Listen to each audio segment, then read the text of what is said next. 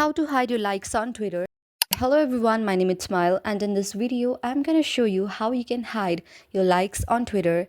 So to do that, first of all, what you need to do is go on the Google Play Store. On the top search bar, you can simply search for Twitter, and if there is any update option available, you can update it.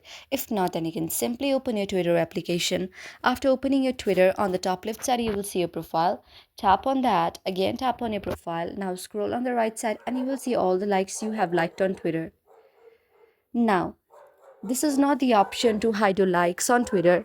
To hide your likes on Twitter, what you need to do is follow the following steps. Again, go on your profile on the top left side. Now, go on the setting and support option. Go on setting and privacy option. Now you need to go on, scroll down and down,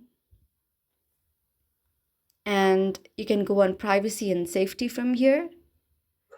After going on privacy and safety, you can tap on audience and tagging. Now what you need to do is you need to enable the protect your post and protect your videos option.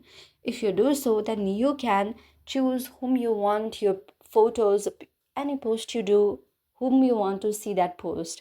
Either it's video or photo or just a tweet. So that's how we can do it. I hope you like the video.